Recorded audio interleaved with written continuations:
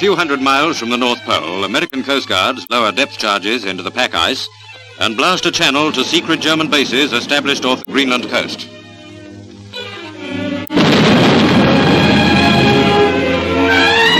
A longboat pulls away to destroy the radio stations from which the Nazis were sending weather reports to Germany. When the German expeditions installed themselves there, they sneaked in plenty of supplies. Back to the U.S. cutter comes a load of 60 prisoners. They had scuttled their 3 ships before surrendering. No more weather reports for the Nazis. A new center of low depression has set in.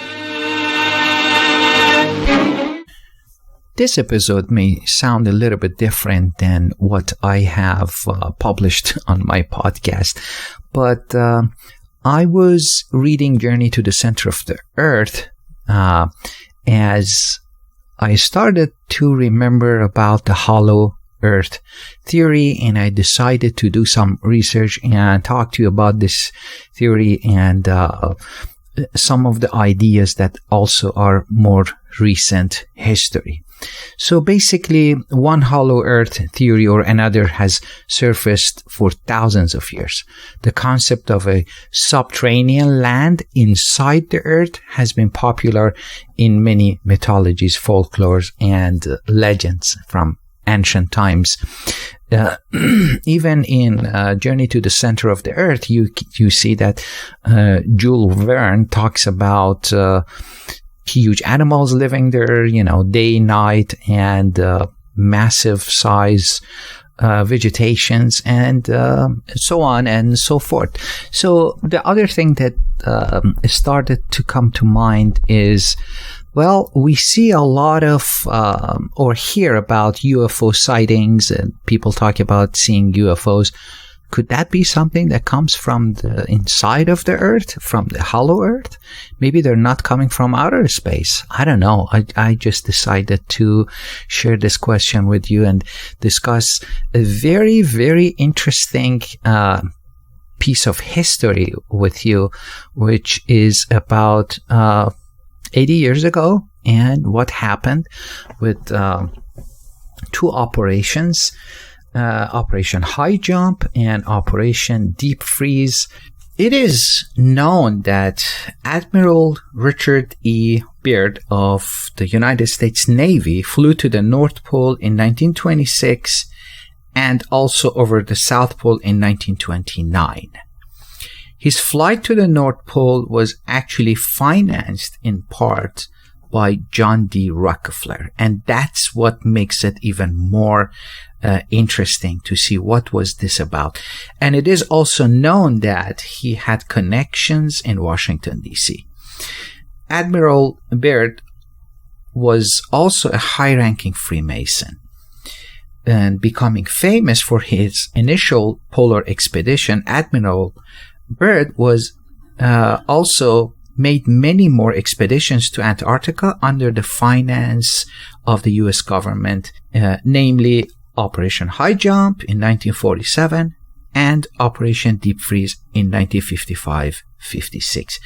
And unfortunately, a year after Operation Deep Freeze, Admiral Byrd died of heart attack in his sleep.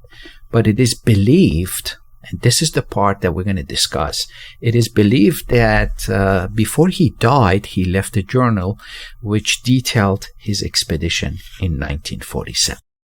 It is known that German government also had established a military base in Antarctica, which may have been connected to the underground caverns leading to the hollow Earth. The Nazi-era Thule Society reported much about Tibetan myths of openings into the Earth. There is even a theory that Hitler ordered a research journey for such an opening in Antarctica based on a speech of Admiral Dönitz in front of a German U-boat in 1944, when he claimed the German submarine fleet is proud of having built an invisible fortification for the Führer anywhere in the world. During the Nuremberg trials, Dönitz spoke of an invisible fortification in midst of eternal ice. The German base was supposedly known as New Schwabenland, which means New Swabia, and is known to have been developed during German expeditions to Antarctica in 1938 and 1939, led by Alfred Richter, a captain of the German Navy. In 1946, around the conclusion of war with Germany, and in the midst of rumors that the German Navy fleet had escaped to Antarctica, the United States sent a vast fleet of ships to Antarctica under the command of none other than Admiral Byrd. This mission was sent under the official guise of searching for coal reserves. That's very interesting. The U.S. Navy sent 3 naval battle groups, which departed Norfolk, Virginia on 2nd of December 1946. They were led by Admiral Byrd's command ship, the icebreaker Northwind, and consisted of catapult ship Pine Island, destroyer Brownson, aircraft carrier Philippines Sea, the U.S. submarine Sonnet, 2 support vessels, Yankee and Merrick, and also nearly 4,000 military personnel mounted what was basically an invasion of Antarctica under the guise of looking for coal. The idea that they would need such a vast naval and military force to survey for coal deposits it's just ludicrous. Admiral Byrd's team of 6 C-47 aircraft were fitted with super secret spy cameras, and each plane was trailing a magnetometer.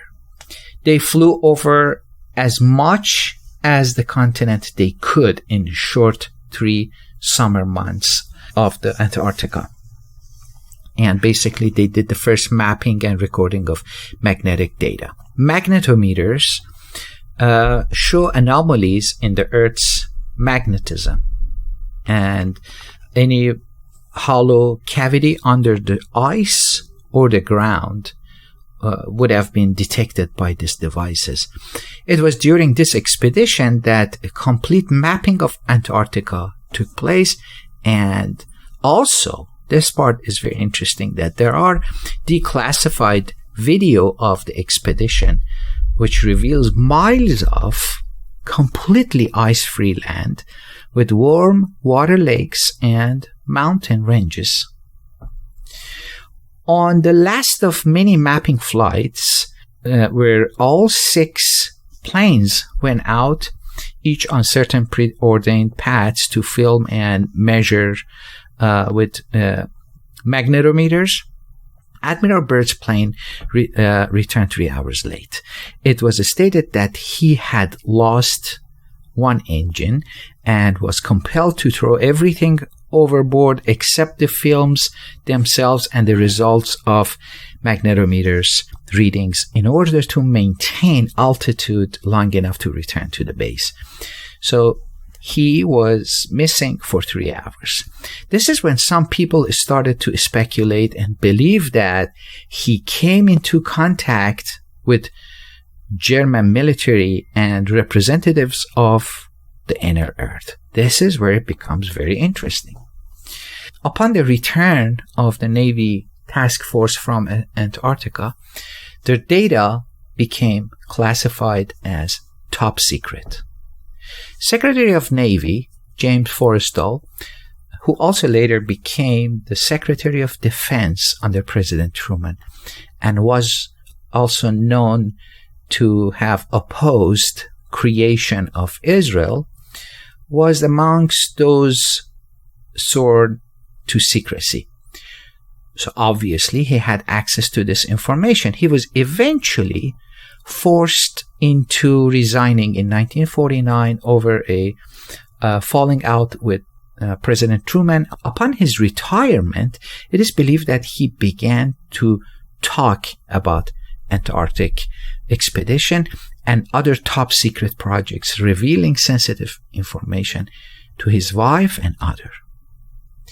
So Forrestal was not a ordinary man. He had access to top secret information as the Secretary of Defense, top secret military information, and a lot more. So once he started talking to his wife and others, he was quickly confined in Bethesda Naval Hospital psychiatric ward. And shortly after that, and the excuse was he has depression. And there he was prevented from seeing or talking to anyone, including his brother and even his wife.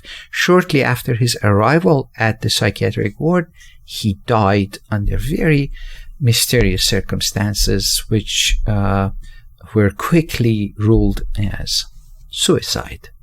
He had apparently chosen to jump out of a bathroom window on the 16th floor of this building, which was far smaller than the window in his, main room.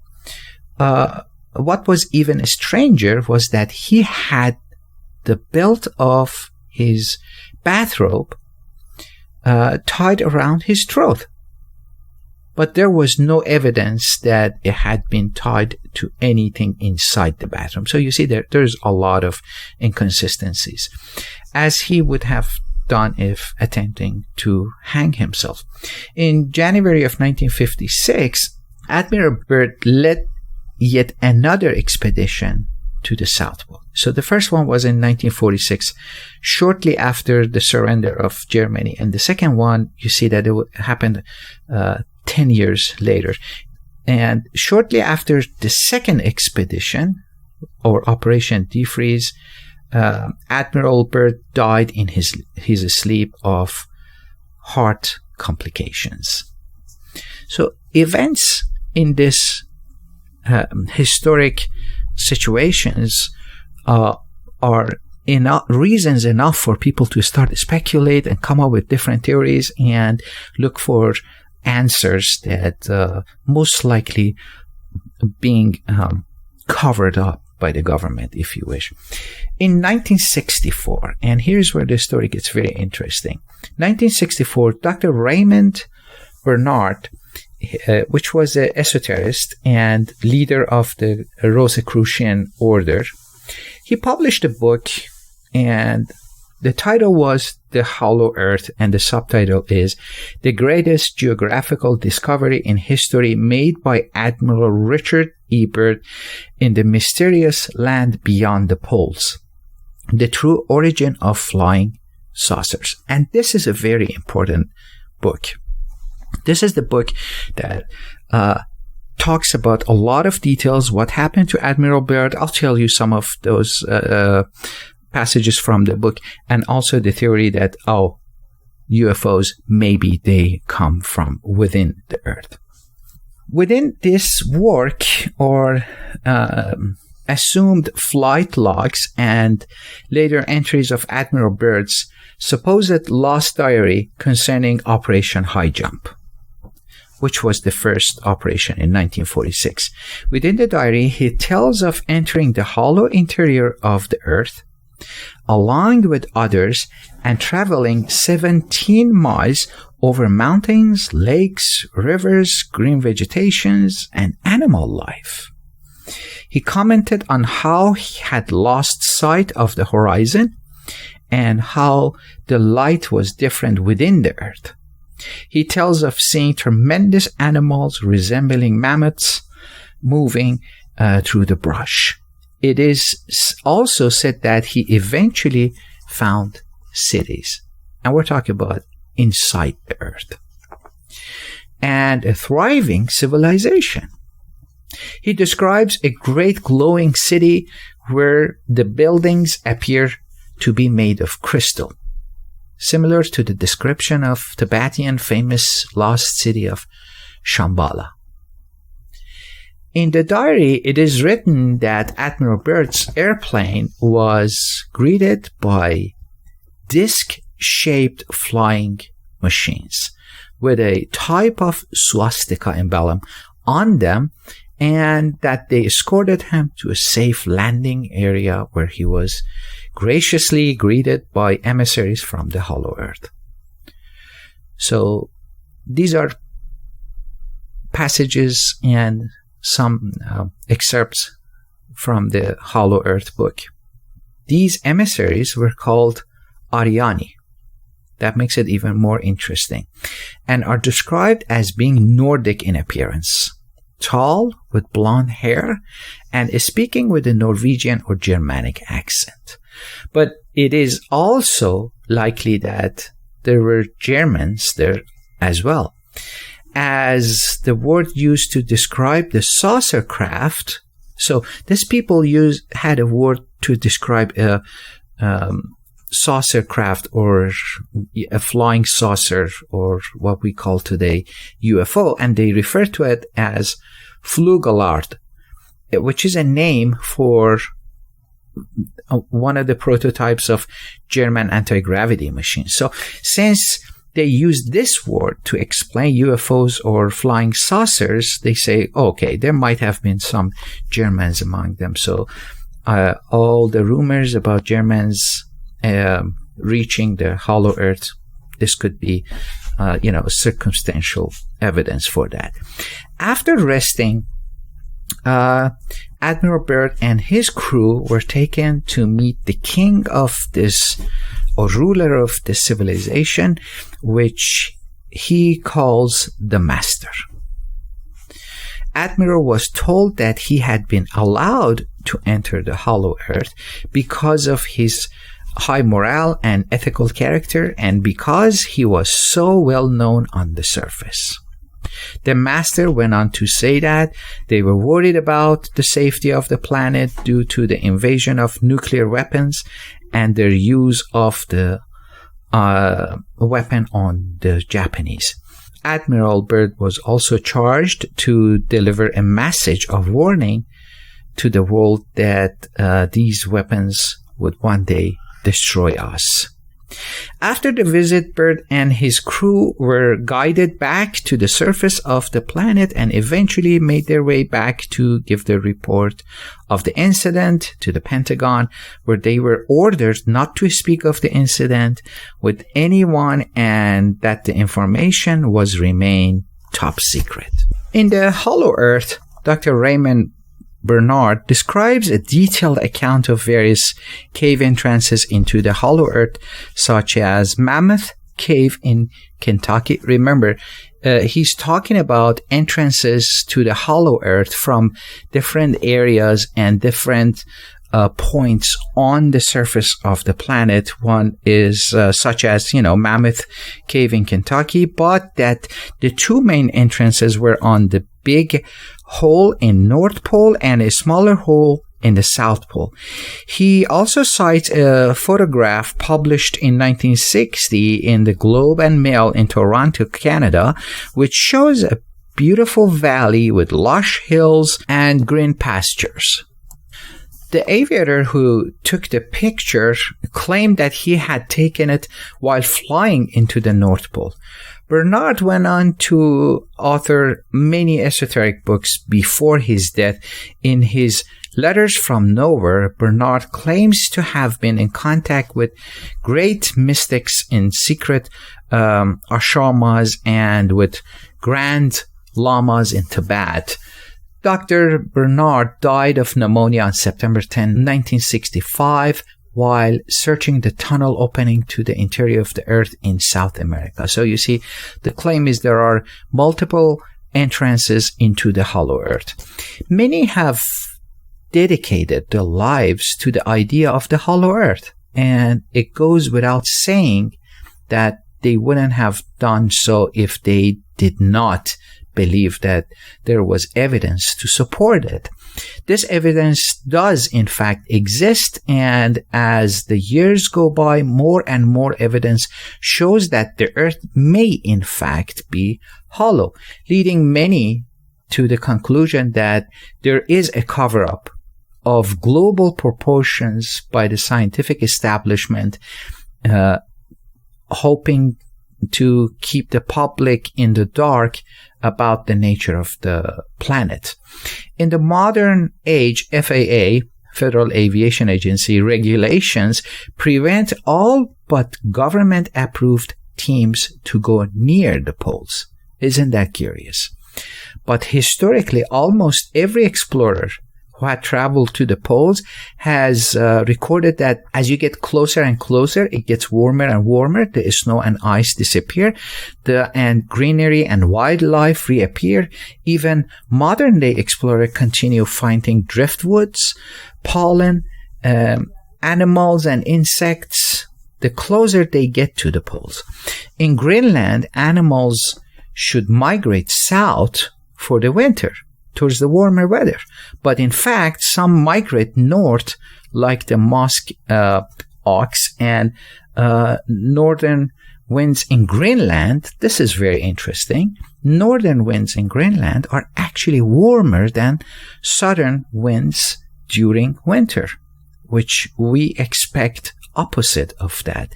In northern Russia, there are constantly large animal bones and drifted wood coming ashore from the north as well. During earthquakes, also, the earth behaves much more like a hollow body than a solid one, ringing like a bell with aftershocks, spreading out like concentric ripples. This behavior is indicative of a hollow earth. So for those who believe in hollow earth theory, these are all evidence that proves the earth is hollow. And something which plate tectonic theory falls short of adequately explaining also is explained by hollow earth, which is the travel of aftershock waves of earthquakes throughout the planet for long distances. These facts are just a few examples of circumstantial evidence concerning the existence of a hollow earth. Yet some of the best evidence is actually some of the rare satellite images of the polar regions. In the early 1970s, ESSA, a project that belonged to the Department of Commerce of the United States, gave media access to images of the North Pole taken by the ESSA-7 satellite on the 23rd of November 1968. These images basically appeared to show a massive hole in the center of the pole. You can see all these pictures online with a simple search. Likewise, the Environmental Research Institute of Michigan released a satellite image of the South Pole, showing that also appears to be a massive hole with clouds around the hole on South Pole, and even what appears to be the central sun visible within. Further evidence seems to have also come to light concerning the German expedition to the hollow earth, such as a leaked video depicting what appears to be detailed Third Reich map, and even a step-by-step navigation instructions and direction to the inner earth. So some of these documents after World War came out and shortly after became top secret, but there are copies. Again, you can look for those documents and you can find them. This map is very interesting and very detailed, like anything and many things else that you expect from Germans, especially during those times. These supposed Third Reich map also depict several secret passages which were used by German U-boats to access mysterious underground regions, as well as a complete map of both hemispheres of the inner Earth, so inside the Earth to a hemisphere. A letter also has surfaced, supposedly written on 2nd of March 1985 by a Karl Unger to retired Colonel Billy Woodard concerning the submarine U-209 commanded by Heinrich Brode. The submarine was indeed reported missing on July 5, 1943, at the heat of the Second World War, with its last reported position between Greenland and Iceland at the specific coordinates.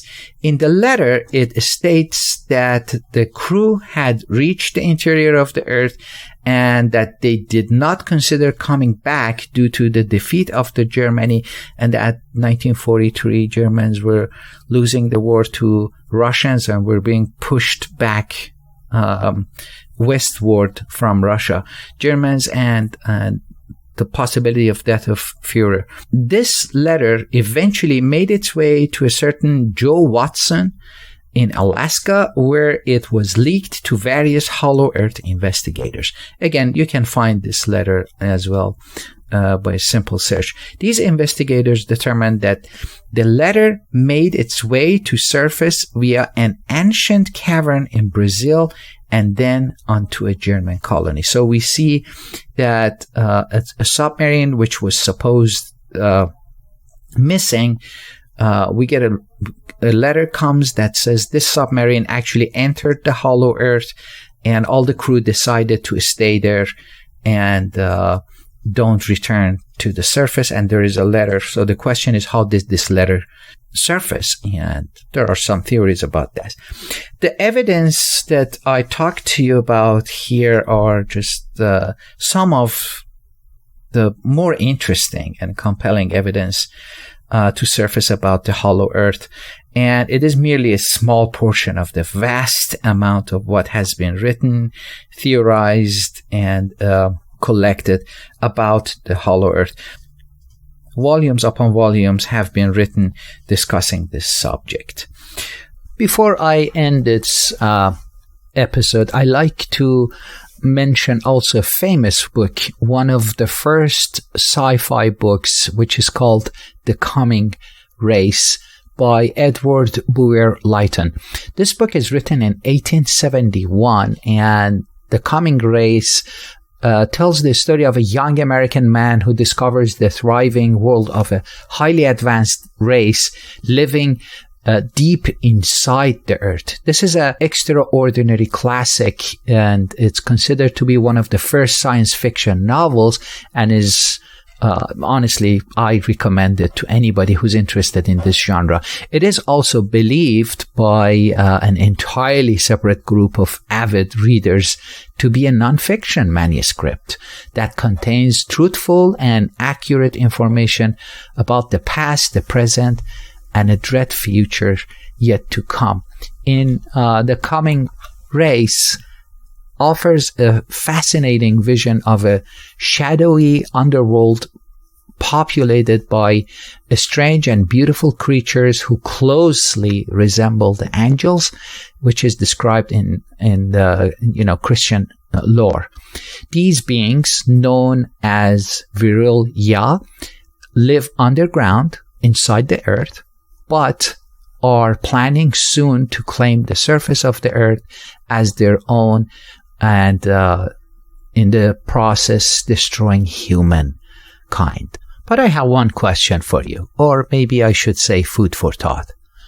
If actually there is a race living deep inside the Earth, and they ever decide to come to the surface, what kind of environment they need? Obviously, surface of the Earth is not the same environment as deep inside the Hollow Earth.